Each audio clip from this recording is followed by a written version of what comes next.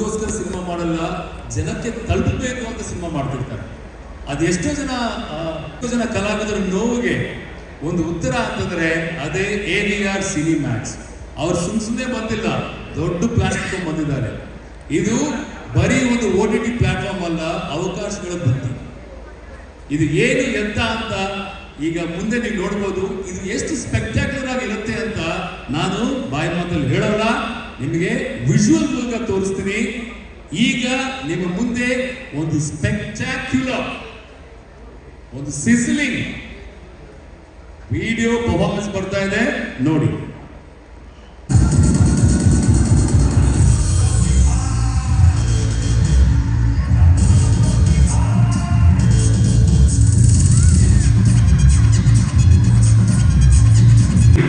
ಈಗ AVR ಸಿನಿಮ್ಯಾಕ್ಸ್ ನ CEO ವೇದಿಕೆ ಮೇಲೆ ಬರ್ತಾ ಇದ್ದಾರೆ. ಬರೀ ಯಾರು ಅಲ್ಲ, is a actor, is a director, is a writer, all in all ಅಂತ ಹೇಳಿದ್ರೆ ತಪ್ಪಾಗಲಾರದು. ಅವರು ಲೆಗಸಿ ಫ್ಯಾಮಿಲಿಯಿಂದ ಬಂದಿರೋರು. And is none other than Avinash Sringeri Diwakar. Welcome on stage. ಕೆಲವರು ಒಂದು ವೃತ್ತಿಯನ್ನು ಆಯ್ಕೆ ಮಾಡ್ತಾರೆ, ಕೆಲವರು ತಮ್ಮ ಆಸಕ್ತಿಯನ್ನು ಹಿಂಬಾಲಿಸ್ತಾರೆ. ಆದರೆ ಕೆಲವರು ತಮ್ಮದೇ ಆದ ಸೃಜನಾತ್ಮಕ ವಿಶ್ವವನ್ನು ನಿರ್ಮಿಸ್ತಾರೆ. ಅಂತವರಲ್ಲಿ ಒಬ್ಬರು ನಮ್ಮ ಅವಿನಾಶ್ ಶೃಂಗೇರಿ ದಿವಾಕರ್. ಎಲ್ರಿಗೂ ನಮಸ್ಕಾರ.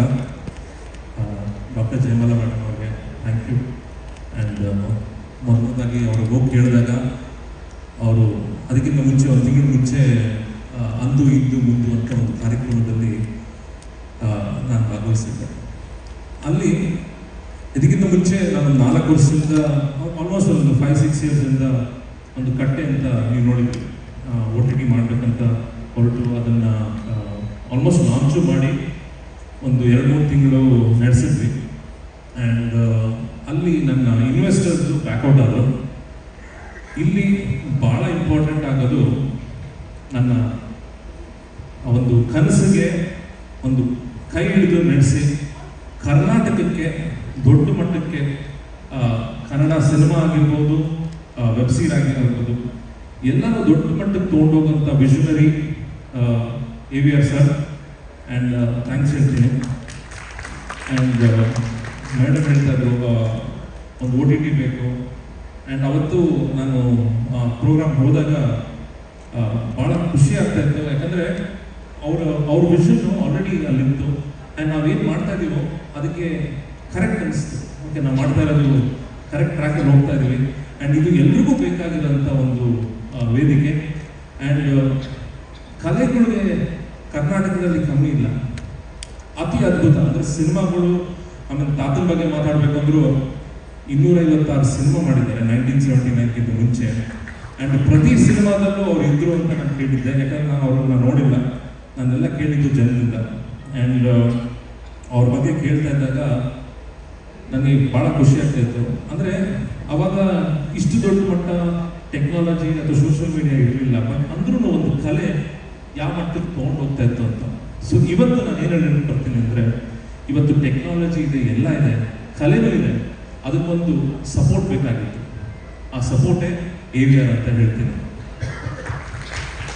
ಆ್ಯಂಡ್ ಇದು ಏನಕ್ಕೆ ಅಂತ ಅಂದರೆ, ನಾವು ಪ್ರೊಡ್ಯೂಸ್ ಮಾಡಿದ್ದೀವಿ ಆ್ಯಂಡ್ ಕೈ ಸುಟ್ಕೊಂಡಿದ್ದೀವಿ. ಬಟ್ ಸಿನಿಮಾ ಬಂದಾದ ಮೇಲೆ ಅದು ಬಿಟ್ಟು ಹೋಗಲ್ಲ, ಇದರಲ್ಲಿ ಗೆಲ್ಲಬೇಕು. ಆ ಗೆಲ್ಲಕ್ಕೆ ಏನು ಮಾಡಬೇಕು ಅನ್ನೋದು ಯೋಚನೆ ಶುರುವಾದಾಗ ಫಸ್ಟ್ ಕಟ್ಟೆ ಶುರುವಾಯಿತು. ಬಟ್ ಅದಕ್ಕಿಂತ ಹೆಚ್ಚಾಗಿ ಇವತ್ತು AVR ಸಿನಿಮ್ಯಾಕ್ಸು ಭಾಳ ಎಮೋಷನ್. ಯಾಕಂದರೆ ಅರವಿಂದ್ ಸರ್ ನನಗೆ ಈ OTT ಮಾಡ್ತೀನಿ ಅಂದಾಗ 1 ಸೆಕೆಂಡ್ ಯೋಚನೆ ಮಾಡಿದಾನೆ. ಅವ್ರು ಹೇಳಿದ್ರು, ನಾನು ನಿಮ್ಮ ಜೊತೆ ಇದ್ದೀನಿ, ಕರ್ನಾಟಕಕ್ಕೆ, ಕನ್ನಡಿಗರಿಗೆ Kannada cinema, Kannada web series ಆಗಿರ್ಬೋದು ಅಥವಾ ಆ್ಯನಿಮೇಷನ್ಸ್ ಆಗಿರ್ಬೋದು, ಸ್ಪೋರ್ಟ್ಸ್ ಆಗಿರ್ಬೋದು, ಇಂಟರ್ನ್ಯಾಷನಲ್ ಎಲ್ಲ ಕನ್ನಡಿಗರಿಗೂ ರೀಚ್ ಆಗೋಂಥ ಏನು ಮಾಡಬೇಕು ನಾನು ಇದ್ದೀನಿ ಅಂತ ಹೇಳಿದಾಗ ಅದಕ್ಕಿಂತ ಒಂದು ದೊಡ್ಡ ಮಾತಿಲ್ಲ.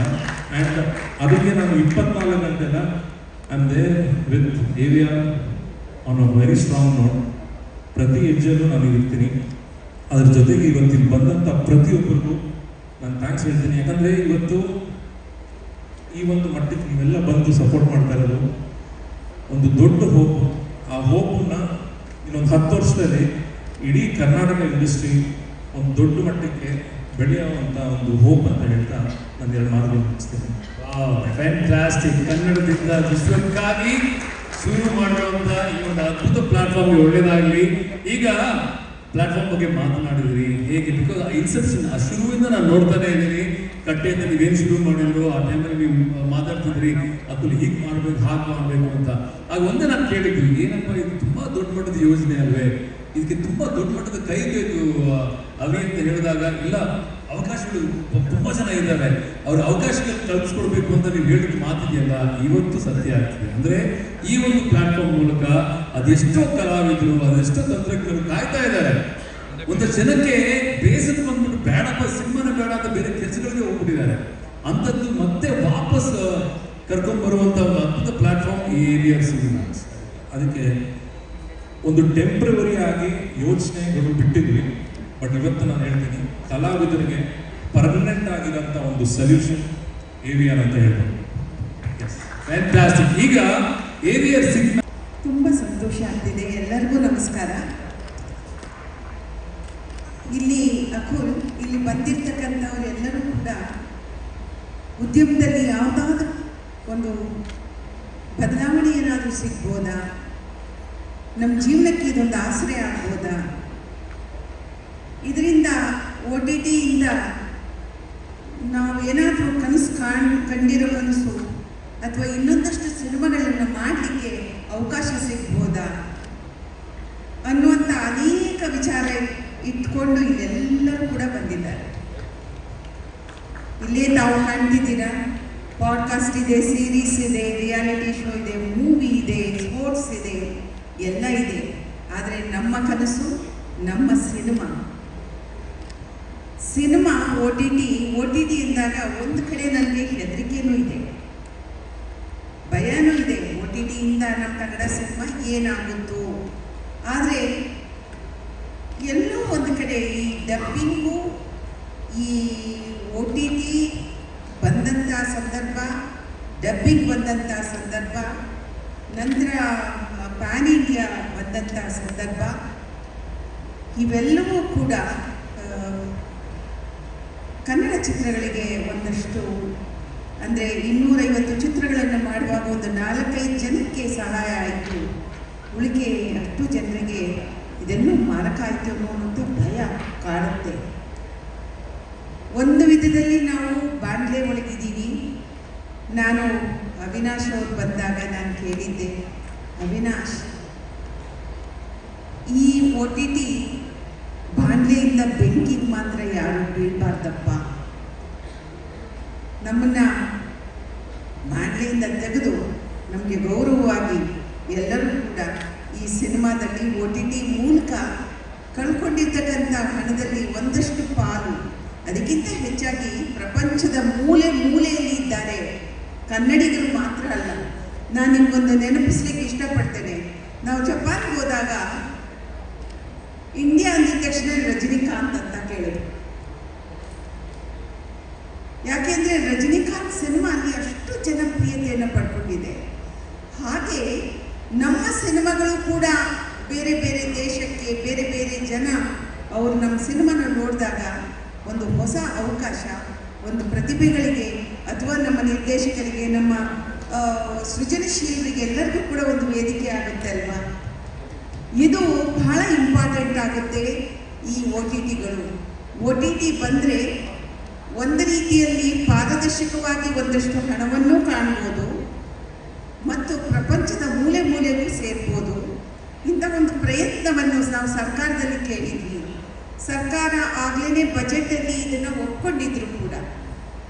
OTTಯನ್ನು ನಾವು ಸ್ಥಾಪನೆ ಮಾಡ್ತೀವಿ ಅಂತ ನಾನು ಬಂದ ನಂತರ ಪದೇ ಪತ್ರಗಳನ್ನು ಹಾಕಿ ಕೇಳಿದ್ದೀನಿ. ಅದ್ರ ಒಳಗೇನೆ ಕೂಡ ಇವರು ನಮ್ಮ ಅರವಿಂದ್ ರೆಡ್ಡಿಯವರು ಮತ್ತು ಅವಿನಾಶ್ ಅವರು ಇಬ್ಬರು ಸೇರಿ ಇದನ್ನು ಸ್ಥಾಪನೆ ಮಾಡ್ತೀನಿ ಅಂತ ಹೇಳಿದಾಗ ತುಂಬ ಸಂತೋಷ ಆಯಿತು. ನಮ್ಮ ಇಂಡಸ್ಟ್ರಿಗೆ ಇದರ ಅವಶ್ಯಕತೆ ಇದೆ ಅನಿಸುತ್ತೆ. ಆದರೆ ನಾನು ಒಂದು ರಿಕ್ವೆಸ್ಟ್ ಮಾಡ್ತೀನಿ, ಸಿನಿಮಾವನ್ನು ತಗೊಳ್ಳಿ, ಆದರೆ ಪರ್ಫೆಕ್ಚುವಲ್ ಅಂತ ಹೇಳಿ ಇಲ್ಲಿವರೆಗೂ ನಡೆದಿರ್ತಕ್ಕಂಥ ಅನ್ಯಾಯ ಯಾಕೆಂದರೆ ನಿರ್ಮಾಪಕರಿಗೆ ಆಗಬಾರ್ದು. ಎಂತೆಂಥ ಸಿನಿಮಾಗಳು ಬಂದಿದೆ, ಆ ಸಿನಿಮಾಗಳನ್ನ ಮೂರನೇ ವ್ಯಕ್ತಿಗಳು, ಮಧ್ಯವರ್ತಿಗಳು ತಗೊಂಡು ಇವತ್ತಿನ ದಿನ ಪ್ರೊಡ್ಯೂಸರ್ಸ್ಗಳು ಇವತ್ತು ಬೀದಿಗೆ ಬಿದ್ದಿದ್ದಾರೆ. ಅವರೆಲ್ಲರೂ ಸುಖವಾಗಿದ್ದಾರೆ. ಅವರು 199 ವರ್ಷಕ್ಕೆ ತಗೊಂಡು ಸುಖವಾಗಿದ್ದಾರೆ. ಅಂಥ ದಿನ ಮಾತ್ರ ತಾವು ನಮಗೆ ಕಾಣಲಿಕ್ಕೆ ಬಿಡಬೇಡಿ ಅವಿನಾಶ್ ಅವರೇ. ದಯವಿಟ್ಟು ವಾಣಿಜ್ಯ ಮಂಡಳಿಯಲ್ಲಿ ಇವತ್ತು ಮೂವ ಅಂತ ಯಾವುದೋ ಒಂದು ಸಂಸ್ಥೆ ಇದೆ ನೋಡಿ, ಅವರು 3 ವರ್ಷಕ್ಕೆ 2 ವರ್ಷಕ್ಕೆ 5 ವರ್ಷ ಮ್ಯಾಕ್ಸಿಮಮ್ ಅವ್ರು ತಗೋತಾರಲ್ಲ, ಹಾಗೆ ನಮ್ಮ ನಿರ್ಮಾಪಕರಿಗೆ ಸಹಾಯ ಆಗುವ ಹಾಗೆ ಮಾಡಿ. ಇದರಿಂದ ನಿರ್ಮಾಪಕ ಬದುಕಲಿ. ನೀವು ಕೂಡ ಈ ಎಲ್ಲ ರೀತಿಯಲ್ಲೂ ಇಷ್ಟೊಂದು ಈ ಸಂಸ್ಥೆಯ ಮುಖಾಂತರ ಒಂದು ದೊಡ್ಡ ಒಂದು ಉದ್ಯೋಗವನ್ನು ಸೃಷ್ಟಿ ಮಾಡುವಂತಹ ಬಹಳ ದೊಡ್ಡ ಕೆಲಸಕ್ಕೆ ಕೈ ಹಾಕಿದ್ದೀರಾ. ದೇವರು ನಿಮಗೆ ಶಕ್ತಿ ಕೊಡಲಿ. ನಿಮಗೆ ನಿಮ್ಮೆಲ್ಲ ಕೆಲಸಕ್ಕೂ ಕೂಡ ವಾಣಿಜ್ಯ ಮಂಡಳಿ ಪರವಾಗಿ ನಾನು ಕೃತಜ್ಞತೆಯನ್ನು ಸಲ್ಲಿಸ್ತೇನೆ. ಹಾಗೆ ಅಗ್ರಿಮೆಂಟನ್ನು ದಯವಿಟ್ಟು ನಮ್ಮಲ್ಲಿ ಮಾಡ್ಕೋಬೇಕು. ನಿರ್ಮಾಪಕರಿಗೆ ನೀವು ಸಹಾಯ ಮಾಡಬೇಕು ಅಂತ ಹೇಳ್ತಾ ನನಗೆ ಈ ಅವಕಾಶ ನೀಡಿದ್ದಕ್ಕಾಗಿ ಮತ್ತೊಮ್ಮೆ ನಾನು ನನ್ನ ಹೃತ್ಪೂರ್ವಕವಾದಂಥ ಅಭಿನಂದನೆಗಳನ್ನು ಈ ನಮ್ಮ AVR ಸಿನಿಮಾಕ್ಸಿಗೆ ನಾನು ನೀಡ್ತಾ ಇದ್ದೀನಿ. ಶುಭವಾಗಲಿ. ನೀವು ನಮಗಾಗಿ ನೀಡ್ತಾ ಇರ್ತಕ್ಕಂಥದ್ದನ್ನು ನಾವು ಯಾವತ್ತೂ ಮರೀಲಿಕ್ಕೆ ಸಾಧ್ಯವಿಲ್ಲ. ನಮಸ್ಕಾರ. Thank you Jayamala. ಅರವಿಂದ್ 10 ವರ್ಷದ ಹಿಂದೆನೇ ಶುರು ಮಾಡಿದರೆ ಹೇಗಿರ್ತಿತ್ತಪ್ಪ ಅಂದರೆ ನಾವೆಲ್ಲ ಕೆಲಸ ಮಾಡ್ತಿದ್ವಿ ಅವಾಗ. ಈಗಲೂ ಮಾಡ್ತಾ ಇದ್ದೀವಿ, ನಾವೇ ಸಂತೋಷ ಸರ್. ಈಗಲೂ ಮಾಡ್ಬೋದು ಸರ್. ನ್ಯೂ ಜನರೇಷನ್ ಮಾರ್ಕೆಟಿಂಗ್ ಪ್ರಾರಂಭ ಆಗಿದೆ. ದಯವಿಟ್ಟು ಅರವಿಂದ್ಗೆ ಒಂದು ಕಿವಿ ಮಾತು, ಅವಿನಾಶ್ಗೂ ಕೂಡ ಒಂದು ಕಿವಿ ಮಾತು. ನ್ಯೂ ಜನರೇಷನ್ ಮಾರ್ಕೆಟಿಂಗ್ನಲ್ಲಿ ನಾವು ಸುಮಾರು ಹಿಂದೆ ಬಿದ್ದಿದ್ದೇವೆ. ಕನ್ನಡ ಭಾಷೆಯ, ಕನ್ನಡ ಸಾಹಿತ್ಯ, ಕನ್ನಡ ಸಂಸ್ಕೃತಿ ಒಟ್ಟಾರೆಯಾಗಿ ಬಹಳ ಹಿಂದೆ ಬಿದ್ದಿದೆ. ಆ ಕಾರಣದಿಂದಾಗಿ ನೀವು ಒಂದು ರೀತಿ ಒಂದು ಪ್ರಳಯವನ್ನೇ ಮಾಡಬೇಕೀಗ. ಇನ್ನೊಂದು 10 ವರ್ಷ ಆದಮೇಲೆ ನೋಡಿ ಸರ್ ಅಂತ ಹೇಳಲಿಲ್ಲ. ಕೇವಲ ಇನ್ನು 2 ವರ್ಷಗಳಲ್ಲೇ ನೀವು ನಿಮ್ಮ ಧಮಾಕ ಜೋರು ಮಾಡಬೇಕಾಗುತ್ತೆ. ಅದು ಆಗಲೇಬೇಕಾದಂಥ ಕೆಲಸ. ಕನ್ನಡಕ್ಕೆ ಒಂದು ಪ್ಲಾಟ್ಫಾರ್ಮ್ ಸಿಕ್ಕಿದೆ ಅನ್ನೋದಷ್ಟೇ ತೃಪ್ತಿ ತರಲ್ಲ. ಕನ್ನಡದ ಈ ಪ್ಲಾಟ್ಫಾರ್ಮ್ ಎಷ್ಟರ ಮಟ್ಟಿಗೆ ರೀಚ್ ಆಗುತ್ತೆ, ಅದರ ಔಟ್ರೀಚ್ ಏನು, ಅದರ ಮಾರ್ಕೆಟಿಂಗ್ ಸ್ಟ್ರೆಂತ್ ಏನು, ಇವುಗಳ ಮೇಲೆ ಕೂಡ ಇದು ಬಹಳ ನಿಂತಿದೆ. ನಾನು ಯಾಕೆ ನ್ಯೂ ಜನರೇಷನ್ ಮಾರ್ಕೆಟಿಂಗ್ ಅಂತ ಹೇಳಿದೆ ಅಂದರೆ, ನಾವೀಗೆಲ್ಲ ದುಡ್ಡೇ ಬರೋದಿಲ್ಲ, ಎಲ್ಲ ಇರ್ತಾನೆ. So digital ಪೇಮೆಂಟಲ್ಲಿದೆ. ಸೊ ಅಂತಹ ಕಾಲಘಟ್ಟದಲ್ಲಿ ವಿಜುವಲ್ ಲಿಟ್ರಸಿ ಬಹಳ ಮುಖ್ಯ ಆಗುತ್ತೆ. ಈ ವಿಜುವಲ್ ಲಿಟ್ರಸಿಯನ್ನು ಚೆನ್ನಾಗಿ ಬಳಸ್ಕೊಳ್ಳದೇ ಇದ್ದರೆ ಖಂಡಿತ ಕನ್ನಡ ಭಾಷೆಗೆ ಭವಿಷ್ಯ ಇಲ್ಲ. ಈ ವಿಜುವಲ್ ಲಿಟ್ರಸಿ ಯಾಕೆ ಬಳಸಬೇಕು ಅನ್ನೋದಾದರೆ, ನಾನು ಇನ್ನೊಂದು ಕೇಳ್ಕೊಳ್ಳೋದೇನು ಅಂದರೆ, ಎಲ್ಲ ಫೋಟೋ ನೋಡ್ತಾ ಇದ್ದೆ. ಒಬ್ಬರಾದ್ರೂ ಡೈರೆಕ್ಟರ್ ಇರಲಿಲ್ಲ, ಒಬ್ಬರಾದ್ರೂ ರೈಟರ್ಗಳಿರಲಿಲ್ಲ. ಯಾಕೆ ಹಾಗೆ? ನಿಮ್ಮನ್ನು ಲೈವ್ ಆಗಿ ವೇದಿಕೆ ಮೇಲೆ ಕರೆಯೋಣ ಅಂತ ಅಲ್ಲ, ನಮ್ಮ ಲೆಜೆಂಡರಿ ರೈಟರ್ಗಳಿದ್ದಾರೆ, ಲೆಜೆಂಡರಿ ಡೈರೆಕ್ಟರ್ಗಳಿದ್ದಾರೆ. ಅವರೆಲ್ಲರಿಂದ ಕಟ್ಟಿದಂತಹ ಇಂಡಸ್ಟ್ರಿ ಎಲ್ಲಿ ಕಥೆಗಾರರಿಗೆ, ರೈಟರ್ಗಳಿಗೆ ಮತ್ತು ನಿರ್ದೇಶಕರಿಗೆ ಮತ್ತು ಟೆಕ್ನಿಷಿಯನ್ಸ್ಗೆ ಅವರದೇ ಆದಂಥ ಒಂದು ಮರ್ಯಾದೆ ಬರುತ್ತೋ ಆ ಭಾಷೆ ಉದ್ಧಾರ ಆಗುತ್ತೆ. ನೀವು ನೋಡಿ, ಎಲ್ಲಿ ಬೇಕಾದ್ರೆ ಹಿಂದಿನಲ್ಲಿ ನೋಡಿ, ಈಗಲೂ ಬೇಕಾದ್ರೆ ಪ್ರತಿಯೊಬ್ಬ ಡೈರೆಕ್ಟರ್ಗೆ ಮುನ್ನುಡಿಯಾಗಿ ಮೊದಲೇ ಒಂದು 3 ವರ್ಷದ ಮುಂಚೆನೇ ಅವನನ್ನು ಬುಕ್ ಮಾಡ್ತಾರೆ. ಸಲ್ಮಾನ್ ಖಾನ್ ಅಂತ ಎಲ್ಲಿ ರೈಟರ್ಗಳಿಗೆ, ನಿರ್ದೇಶಕರಿಗೆ, ಟೆಕ್ನಿಷಿಯನ್ಸ್ಗೆ ಒಟ್ಟಾರೆ ಅವರನ್ನು ಮುಂದೆ ಇಟ್ಟುಕೊಂಡು ನೀವು ಹೋಗ್ತೀರೋ, ನಿಮಗೆ ಬೇಕಾಗಿರೋದೇ, ನಿಮಗೆ ಬೇಕಾಗಿರೋದು podcast literature, serials literature, cinema literature. ನಟ ಆಮೇಲೆ ಬರೋದು, ನಟ ಮೆರುಗನ್ನು ಕೊಡ್ತಾರೆ. ಆ ಮೆರುಗನ್ನು ಕೊಡುವುದಕ್ಕೆ ಮುಂಚೆ ಅದರ ಹಿಂದೆ ಇರುವ ಆ ಶಕ್ತಿ ಇದೆಯಲ್ಲ, ಆ ಶಕ್ತಿಯನ್ನು ಗಮನಿಸಿ, ಪ್ರೋತ್ಸಾಹಿಸಿ, ಬಳಸಿದರೆ ಮಾತ್ರ ಈ OTT ಸಕ್ಸಸ್ ಆಗುತ್ತೆ. ಅದನ್ನು ಒಂದು ಕಿವಿಬೇಕು. Thank you sir, thank you so much. Sundararaj sir, ನಿಮ್ಮ ಒಂದು ಶುಭ ಹಾರೈಕೆ. ಮೊದಲನೇದಾಗಿ ಈ ಒಂದು ಕಾರ್ಯಕ್ರಮ ಆಯೋಜಿಸಿರುವ ಆತ್ಮೀಯ ಗೆಳೆಯ ಅವಿನಾಶ್ ಶೃಂಗೇರಿಗೆ ಹಾಗೂ ಇದರ ಕಾರ್ಯಕರ್ತರಾದಂಥ ನಮ್ಮ ವೆಂಕಟೇಶ್ ರೆಡ್ಡಿ ಅವರಿಗೆ ನನ್ನ ನಮಸ್ಕಾರಗಳು ಹೇಳ್ತೀನಿ. ಬದಲಾವಣೆಯ ಪರ್ವದಲ್ಲಿದ್ದೀವಿ. ಒಂದು ಕಾಲದಲ್ಲಿ ದೀಪ ಹಚ್ಚಬೇಕಾದ್ರೆ ಬರೀ ಎಣ್ಣೆ ಇತ್ತು, ಆಮೇಲೆ ಬತ್ತಿ ಇತ್ತು, ಅದಕ್ಕೂ ಮುಂಚೆ ಬೆಂಕಿ ಕಡ್ಡಿ ಇರಲಿಲ್ಲ. ಬೆಂಕಿ ಕಡ್ಡಿನ ಆಮೇಲೆ ಕಂಡಿದ್ದರು. ಈ ರೀತಿ ಪ್ರತಿಯೊಂದು ಸಲ ಒಂದು ಬದಲಾವಣೆ ಪರವಾದಾಗ, ನಾನು ಬಂದಾಗ ಸಿನಿಮಾ ರಂಗದಲ್ಲಿ ಬ್ಲ್ಯಾಕ್ ಆ್ಯಂಡ್ ವೈಟ್ ಇತ್ತು. ಅದಕ್ಕೆ ಸ್ವಲ್ಪ ಹಿಂದೆ ಹೋದಾಗ ವಾಕ್ಚಿತ್ರದ ಕೆಲವು ತುಣುಕುಗಳು ತೋರಿಸ್ತಾ ಇದ್ವಿ. ಅದಕ್ಕೂ ಹಿಂದೆ ಹೋದರೆ ಮೂರ್ತಿ ಸಿನಿಮಾಗಳಿತ್ತು. ಅದಕ್ಕೂ ಹಿಂದೆ ಹೋದರೆ ಬರೀ ಫೋಟೋಸ್ಗಳು ತೋರಿಸ್ತಾ ಇದ್ವಿ. ಹೀಗೆ ಬದಲಾಗಿ ಬದಲಾಗಿ ಬದಲಾಗಿ ಬದಲಾಗಿ ಇವತ್ತು ಟೆಕ್ನಾಲಜಿ ಇಟ್ಕೊಂಡಿತ್ತ ಡ್ಯಾನ್ಸ್ ಮಾಡಿದಾಗ ಅದರ ಒಂದು ಏನು ಪರಿಕಲ್ಪನೆ ಇತ್ತು, ಒಂದು ಹ್ಯಾಟ್ಸ್ ಆಫ್ ಅನ್ನಬೇಕಾಗತ್ತೆ. ಯಾಕೆಂದರೆ ಈ ಥರ ಟೆಕ್ನಾಲಜಿ ನಾವು ಭಾಳ ಹುಡುಕಬೇಕಾದಾಗ ನಾವು ಹಲವಾರು ವಿಷಯಗಳನ್ನ ಪಕ್ಕಕ್ಕಿಡಬೇಕು. ಮುಖ್ಯವಾಗಿ ಇವತ್ತು ನಾವು ಎದುರಿಸ್ತಾ ಇರೋದೇನಪ್ಪ ಅಂದರೆ ಡಬ್ಬಿಂಗ್ ಹಾವಳಿ. ನಮ್ಮಲ್ಲಿ ಜನಸಂಖ್ಯೆ ಸಿಕ್ಕಾಪಟ್ಟೆ ಇದೆ, ಆದರೆ ಥಿಯೇಟರ್ಗೆ ಜನನೇ ಬರೋದು. ಹಿಂದೆ ಕಮ್ಮಿ ಜನಸಂಖ್ಯೆ ಇತ್ತು, ಆದರೆ ಥಿಯೇಟರ್ಗಳಿಗೆ ಅಲಂಕಾರ ಮಾಡಿ ಜನಗಳು ಬಂದು ಸಿನಿಮಾ ನೋಡ್ತಾ ಇದ್ರು. ಇವತ್ತು ಅದು ಮಿಸ್ ಆಗಿದೆ. ಮತ್ತೆ ನಾವು ಆ ಒಂದು ಗತಕಾಲದ ವೈಭವವನ್ನು ನೋಡಬೇಕಾದ್ರೆ ಟೆಕ್ನಾಲಜಿ ನಮ್ಮ ಹಳೆಯ ವಿಚಾರಗಳನ್ನೆಲ್ಲ ಹಾಗೆ ಇಟ್ಕೊಂಡು ಸಿನಿಮಾಗಳು ಮಾಡಬೇಕು. ಇವತ್ತು ಕೊರತೆ ಆಗಿರೋದೇನಪ್ಪ ಅಂದರೆ ನಿರ್ಮಾಪಕರ ಕೊರತೆ ಆಗಿಲ್ಲ, ಆಡಿಯನ್ಸ್ ಕೊರತೆ ಆಗಿದೆ. ನಿರ್ಮಾಣ ಆಗ್ತಾನೇ ಇದೆ. ಹೇಗೆ ಇವತ್ತು ದೀಪಕ್ಕೆ ಆ ಹುಳು ಹೋಗಿ ಸಿಕ್ಕಾಕೊಂಡು ಅದು ಸಾಯ್ತಾ ಇದೆ, ಹಾಗೆ ನಮ್ಮ ನಿರ್ಮಾಪಕರು ಹಲವಾರು ಜನ ಸಿನಿಮಾಗಳು ಮಾಡಿ ಕೈ ಸುಟ್ಕೋತಾ ಇದ್ದಾರೆ. ಆದರೆ ಅದು ಧೈರ್ಯ ಮಾಡ್ತಾ ಇದ್ದಾರೆ. ನಾನು ಇದಕ್ಕೆ ಒಂದು ಉದಾಹರಣೆ ಹೇಳಕ್ಕೆ ಇಷ್ಟಪಡ್ತೀನಿ. ಬಹಳ ಹಿಂದೆ ಕಮಲ್ ಹಾಸನ್ನು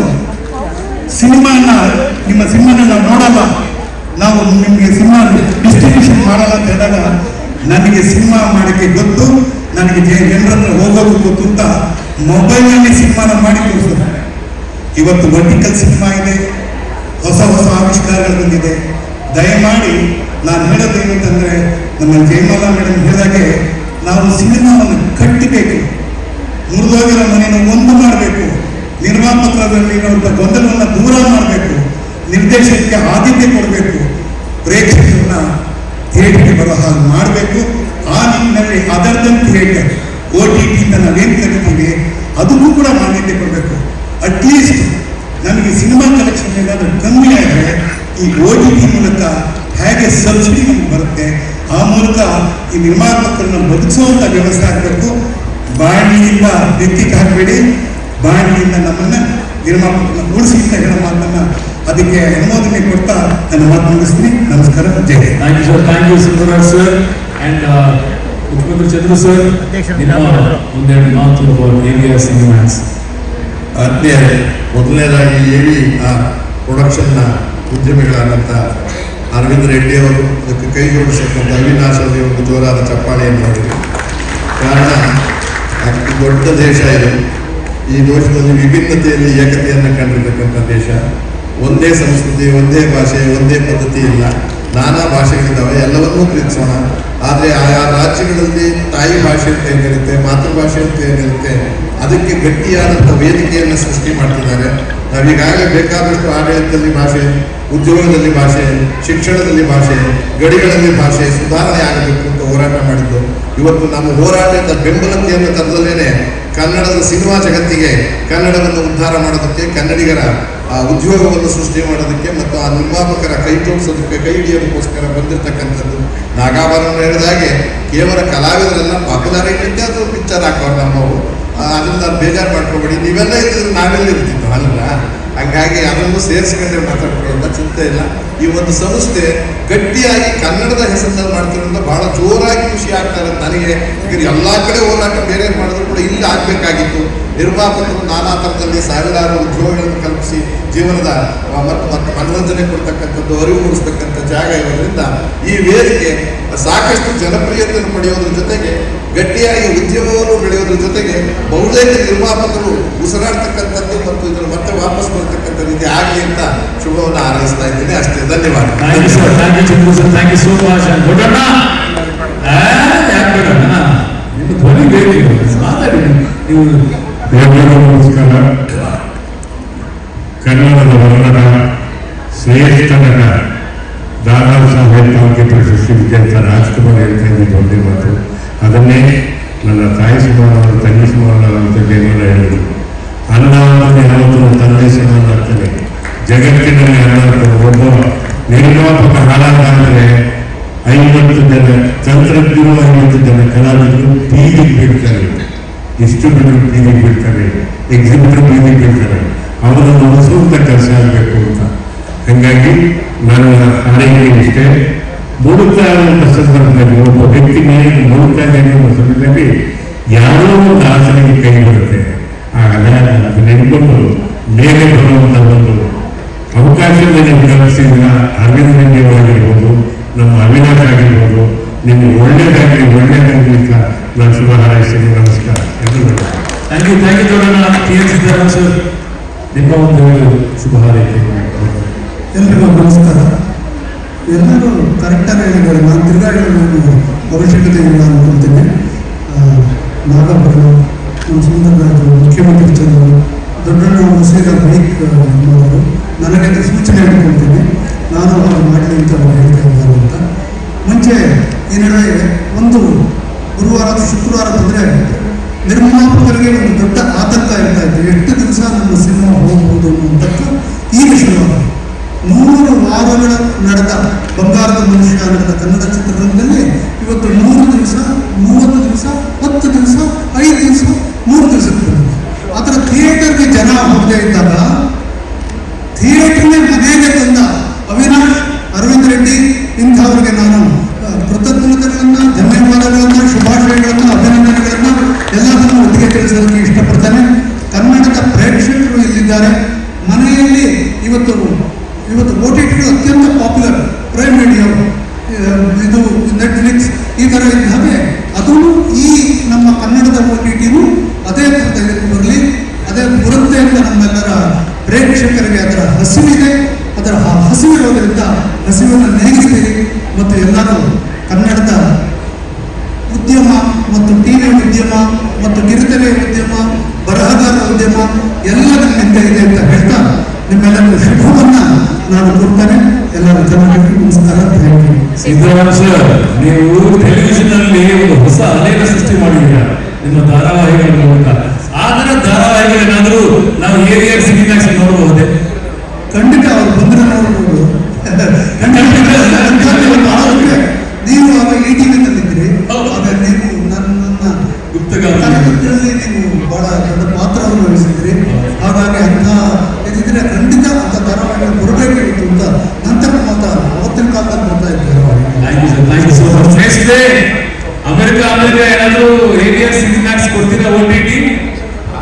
ಈ ಸಂದರ್ಭದಲ್ಲಿ ಆ ಥರದ ವ್ಯಾವಹಾರಿಕ ಮಾತುಗಳನ್ನು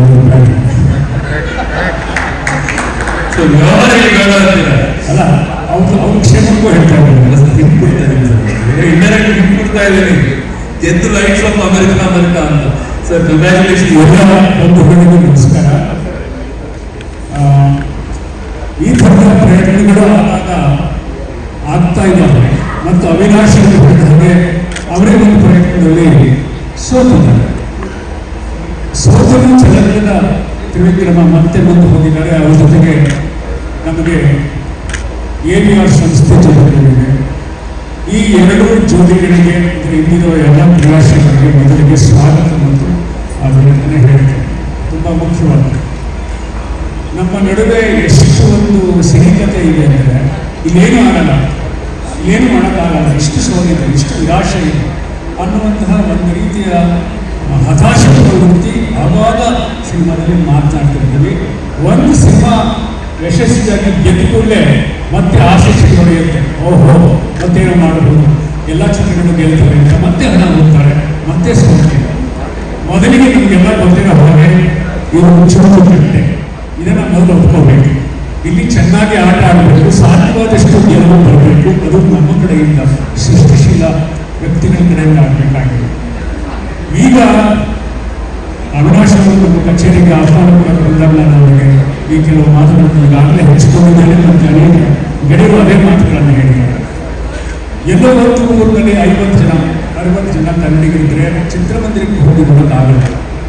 ಅಂತ ಹೊತ್ತಲ್ಲಿ ಅವರಿಗೆ ಈ ಒಂದು OTT over table top, over the table, ಮೇಜಿನ ಮೇಲೆ ನಡೆಯುವ ವ್ಯವಹಾರ ಅಗತ್ಯ. ಆಗ ಮನೆಯಲ್ಲಿ ಕುರಿತು ಅವ್ರ ಮೇಜಿನ ಮೇಲೆ ನೋಡ್ಬೋದು, ವ್ಯವಹಾರವೂ ಮೇಜಿನ ಮೇಲೆ ಆಗುತ್ತೆ. ಅವರ ಸ್ಕ್ರೀನಲ್ಲಿ ನಾವು ನೋಡ್ಕೋಬಹುದು.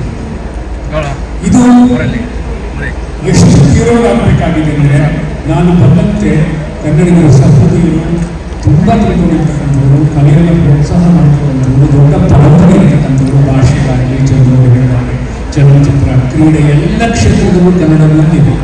ಆದರೆ ಎಲ್ಲ ಕನ್ನಡಿಗರಿಗೂ ತಲುಪಬೇಕಾದಂತಹ ಒಂದು ಅದ್ಭುತವಾದ ವೇದಿಕೆಯ ಕೊರತೆ ಈಗಲೂ ಇದೆ, ಅಥವಾ ಇರುವ ವೇದಿಕೆಗಳು ಸಮರ್ಪಕವಾಗಿ ಕೆಲಸ ಮಾಡ್ತಾ ಇದೆ.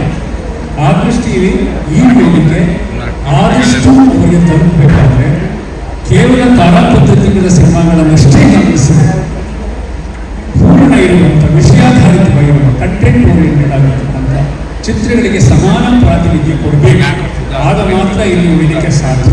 ಯಾಕಂದರೆ ತಾರೆಗಳ ಸಿನಿಮಾಗಳ ವಿರೋಧಿಗಳನ್ನಾಗಲ್ಲ, ಆದರೆ ಅವುಗಳ ಸಂಖ್ಯೆ ಎಷ್ಟು, ಇತರ ಚಿತ್ರಗಳ ಸಂಖ್ಯೆ ಎಷ್ಟು ನೀವು ನೋಡ್ತಾ ಇದ್ದೀವಿ. ಇತರ ಚಿತ್ರಗಳ ಸಂಖ್ಯೆನೇ ಇಲ್ಲಿ ಹೆಚ್ಚಿರ್ತಕ್ಕಂಥದ್ದು. ಅವುಗಳಿಗೆ ಜೀವ ಬರಬೇಕಾಗಿದೆ, ಅವರು ಬದುಕಬೇಕಾಗಿದೆ. ಆ ದೃಷ್ಟಿಯಿಂದ ನಾನು ಈ ಗೆಳೆಯರಿಗೆ ಎನ್ನುವಂಥ ಒಂದು ಸಲಹೆ ಹೇಳಿದರೆ, ತಾವು ಪರಿಣತರ ಚಿಂತಕರ ನಿಮ್ಮದೇ ತಂಡದ ಒಳ್ಳೆಯ ಒಂದು ಮಂಡಳಿಯನ್ನು ರಚನೆ ಮಾಡಿಕೊಂಡು ಚಿತ್ರಗಳನ್ನು ಸಣ್ಣಾಗಿ ಪರಿವೀಕ್ಷಿಸಿ ಚಿತ್ರಗಳಿಗೆ ಮಾನ್ಯತೆ ಮಾಡಬಹುದು ಮತ್ತು ಅವುಗಳನ್ನು ಗಮನಿಸಿ ಚಿಕ್ಕ ಪುಟ್ಟದ್ದು ಬದುಕಿದ್ರೆ ಉದ್ಯಮ ಬದುಕುತ್ತೆ. ಕೇವಲ ದೊಡ್ಡವರೆಲ್ಲ ಬದುಕಿಸ್ಲಿಕ್ಕೆ ಹೋದರೆ ಅವ್ರಿಗೆ ಬೇಕಾದಷ್ಟು ವೇದಿಕೆಗಳಿರುತ್ತೆ. ಪುಟ್ಟ ಚಿತ್ರಗಳು ಮಾಡುವವರಿಗೆ ಇವತ್ತು ದೊಡ್ಡ ಸಮಸ್ಯೆಗಳಾಗಿದೆ. ಆ ದಿಕ್ಕಿನಲ್ಲಿ ನಮ್ಮ AVR ಸಂಸ್ಥೆ ಕೆಲಸ ಮಾಡುತ್ತೆ ಅಂತ ಭಾವಿಸ್ತೇನೆ. ಯಾಕೆ ಅಂದರೆ ಇದು ಮೇಲಿನ ವ್ಯವಹಾರ. ಯಾವಾಗ ಈ ಮೇಜಿನ ಮೇಲಿನ ವ್ಯವಹಾರ ಪಾರದರ್ಶಕವಾಗಿರುತ್ತೆ, ಸರಿಯಾಗಿರುತ್ತೆ, ಉದ್ಯಮ ಬದುಕುತ್ತೆ, ವ್ಯವಹಾರ ಬರುತ್ತೆ. ಅದು ಮೇಜಿನ ನಡಿಯ ವ್ಯವಹಾರ ಕೂಡಲೇ ಅದಕ್ಕೆ ನಾನಾ ಅರ್ಥಗಳು ಬರುತ್ತೆ. ಅದು ತನ್ನ ನೈತಿಕತೆಯನ್ನು ಬಿಟ್ಟುಕೊಡುತ್ತೆ. ಅದು ಈ ಸಂಸ್ಥೆಗೆ ಪ್ರಾಪ್ತಿಯಾಗಲಿ, ಯಶಸ್ಸು ಸಿಗಲಿ ಅಂತ ಹೇಳಿ ಶುಭ. ಆಕ್ಚುಲಿ ನೀವು ಇಷ್ಟೆಲ್ಲ ಹೇಳಿದ್ರೆ ಒಂದು ಮಾತು ಹೇಳಬೇಕು ಅನಿಸ್ತದೆ. ಈಗಾಗಲೇ ಆ content oriented Kannada content oriented 500ಕ್ಕಿಂತ ಹೆಚ್ಚಿನ ಸಿನಿಮಾಗಳು ಆಲ್ರೆಡಿ ನಮ್ಮ AVR ಸಿನಿಮ್ಯಾಕ್ಸ್ ಕೊಂಡ್ಕೊಂಡಿದ್ದಾರೆ, ರೆಡಿ ಆಗಿದೆ. ಅಂಡ್ ಸಾಕಷ್ಟು ನೂರಾರು ಹೊಸ ಪ್ರತಿಭೆಗಳಿಗೆ ಜೀವ ಕೊಡಲಿಕ್ಕೆ AVR ಸಿನಿಮ್ಯಾಕ್ಸ್ ರೆಡಿ ಆಗಿದೆ. ನಿಮ್ಮ ಆಶೀರ್ವಾದ ಖಂಡಿತ ಬೇಕು ಅಷ್ಟೇ. Thank you. ಅಂಡ್ ನಮ್ಮ ರಾಕ್ ಸ್ಟಾರ್ ನಮ್ಮ ಗುರುಜಿ, ಈ ಗುರುಜಿನ ಹಾಡಕ್ಕೆ ಬೈತಾರೆ, ಅದಕ್ಕೆ ಮಾತಾಡಕ್ಕೆ ಹೇಳ್ತಾರೆ.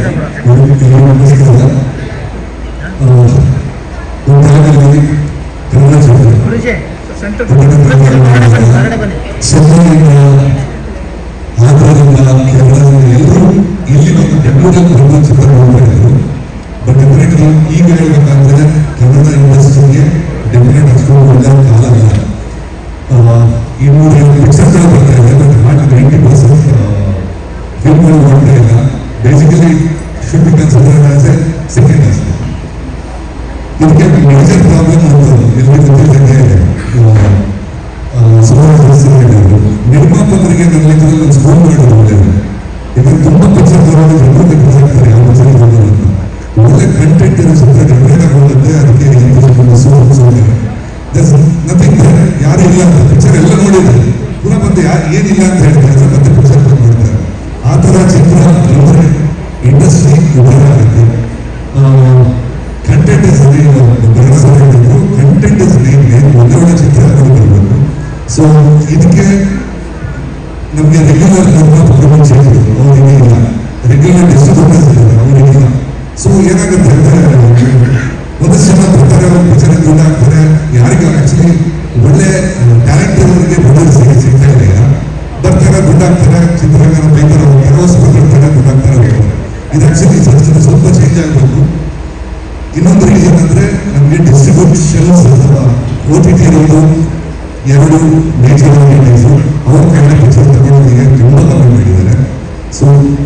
ಜಯಮಾಲ ಮಾಡಿದಂಗೆ ಇದು ABR ಚಿತ್ರರಂಗಕ್ಕೆ ವಾರಸತ್ವದಲ್ಲಿ ಇದರಿಂದ ಚಿತ್ರರಂಗ ಮತ್ತಷ್ಟು ಬೆಳೆಯಲಿ ಶುಭವಾಗಲಿ.